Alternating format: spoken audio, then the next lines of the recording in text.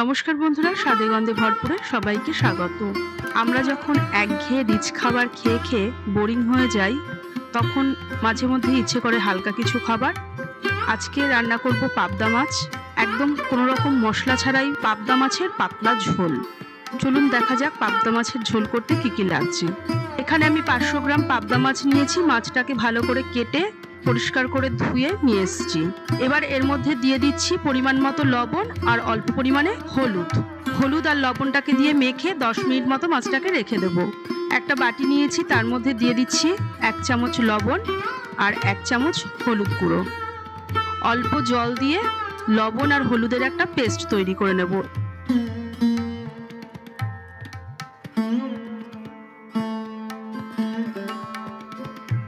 দশ মিনিট পর একটা ফ্রাই প্যান বসিয়েছি। এবার দিয়ে দিচ্ছি বেশ খানিকটা সর্ষের তেল। মাছগুলোকে আমি সর্ষের তেলে ভাজবো। তেলটা গরম হওয়া পর্যন্ত অপেক্ষা করছি। মাছ ভাজার জন্য তেল গরম হয়ে গিয়েছে। গ্যাসের ফ্লেমটাকে লো করে দিয়ে মাছগুলো ভাজার আগে মাছের মধ্যে দিয়ে দিচ্ছি 1 চামচ সর্ষের তেল। তেলটাকে ভালো করে মাছের গায়ে মাখিয়ে নেব, যাতে মাছটা ভাজার সময় তেলটা গায়ে ছিটকে না আসে। তেলটা গরম হয়ে গিয়েছে। এবার দিয়ে দিচ্ছি এক এক করে মাছগুলো। একবারে আমি সব মাছগুলো ভাজবো না।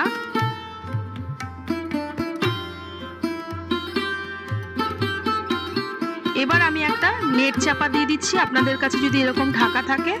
মাছের একটা পিঠ ভাজা হয়ে গিয়েছে, মাছটাকে এবার উল্টে দিচ্ছি। পাবদা মাছ কিন্তু খুব বেশি ভাজার প্রয়োজন নেই। আমি মাছগুলোকে হালকা করেই ভেজে নেব।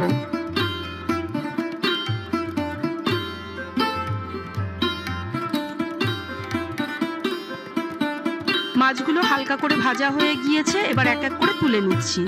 এইভাবে আমি সব মাছগুলো ভেজে নেব।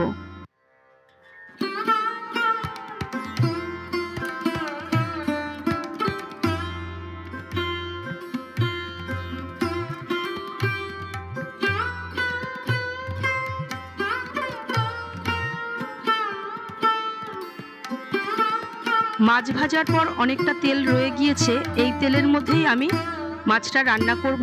দিয়ে দিচ্ছি 1/2 চামচ কালো জিরে। ফোড়নের জন্য ব্যবহার করলাম কালো জিরেটা।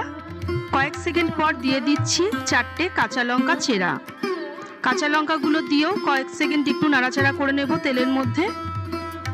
যখন কাঁচা লঙ্কা আর কালো জিরেটা থেকে একটা ভালো গন্ধ বেরোবে, এর মধ্যে দিয়ে দিচ্ছি একটা মিডিয়াম সাইজের আলু টুকরো করে কেটে রাখা। আমি এখানে লম্বা লম্বা টুকরো করে কেটেছি, আপনারা আপনাদের পছন্দ মতো কেটে নেবেন। আলুটা ভাজার জন্য এর মধ্যে দিয়ে দিচ্ছি অল্প পরিমাণে লবণ আর হলুদ গুঁড়ো। লবণটা দিয়ে আলুটা ভাজলে আলুর মধ্যে লবণটা ঢুকে যাবে, আর হলুদ দিলে একটা কালারও আসবে। লবণ আর হলুদটা দিয়ে আলুটাকে মিনিট 3 ভেজে নেব। আলুর টুকরোগুলো ভালো করে ভাজা হয়ে গিয়েছে। এবার এর মধ্যে দিয়ে দেব আগে থেকে তৈরি করে রাখা লবণ আর হলুদের পেস্টটা। গ্যাসের ফ্লেমটাকে এখন আমি মিডিয়ামে দিয়ে দিয়েছি। লবণ হলুদের বাটিটা ধুয়ে অল্প জল দিয়ে দিলাম, আর তার সঙ্গে দিয়ে দিলাম কাঁচা পাকা লঙ্কা আরো 4টে চেরা। হলুদ আর লবণের জলটা দিয়ে ভালো করে আলুগুলোকে কষিয়ে নিচ্ছি মিনিট 3 সময় ধরে, যতক্ষণ না হলুদের কাঁচা গন্ধটা মশলাটা থেকে চলে যাচ্ছে। হলুদটা কষানো হয়ে গিয়েছে, তেল ছাড়তেও শুরু করেছে সাইড থেকে। এবার এর মধ্যে দিয়ে দেব পরিমাণ মতো গরম জল। গরম জলটা দিয়ে আমি মিনিট 3 সময় ধরে আলুটাকে সেদ্ধ হতে দেব একটা ঢাকা লাগিয়ে।